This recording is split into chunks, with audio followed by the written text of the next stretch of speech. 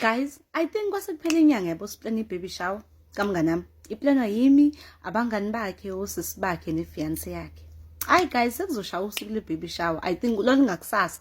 Guys, zolo ngifonela usisi wakho omdala athi Sisanda, kusasa ngicela uhambe no-Aphiwe umkhiphe nithi ukuzibazisa nje thina sibe siya kwi-location ye-baby shower. Wena ngiyazi ukuthi uzokwenza izinto engeke zeze zimi-alarmise ukuthi kunento eyenzakalayo. Ngithi nayo okay. Nangempela before ngenze lokho ngiqale kumama. Ngithi mama, ngisacabanga ngiboleka imoto yakho. Kusasa ngiya kwi-baby shower ka-Aphiwe.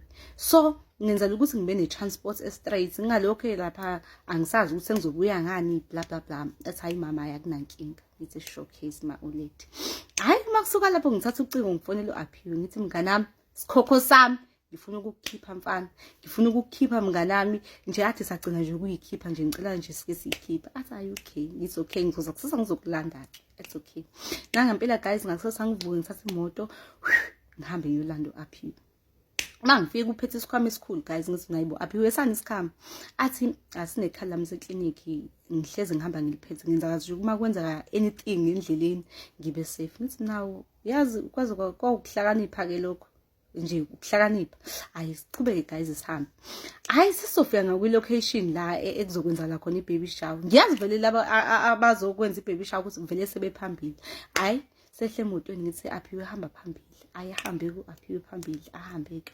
Afike lapha kuthiwa surprise. Awe ma akhale hayi ke kushiya ipichi kube mnandi ama gift kuvule ntonto kusiwe ikheke yabo nje kuyadliwa.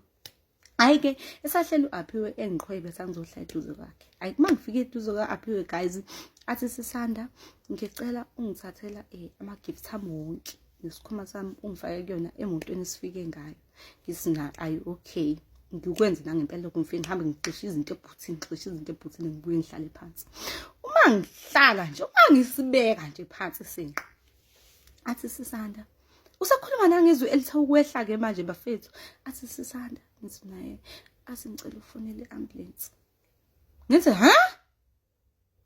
Ayi ngoba ngamzwanga bafethu ngimzwile ukuthi ngifuna ukuba nesiqiniseko sento akayishoyo. Asingicela ufonele i-ambulance. Ayina ngempela ngisukume ngizama ama-ambulance ebhedlela ngomakhelwane. Dololo ambulance iphumile, ambulance isanda kuphuma, ambulance ifile, ambulance tontoni. Ngibuye ngithi na mngane ama-ambulance awekho. Athi Sisanda buka sengiyichamile.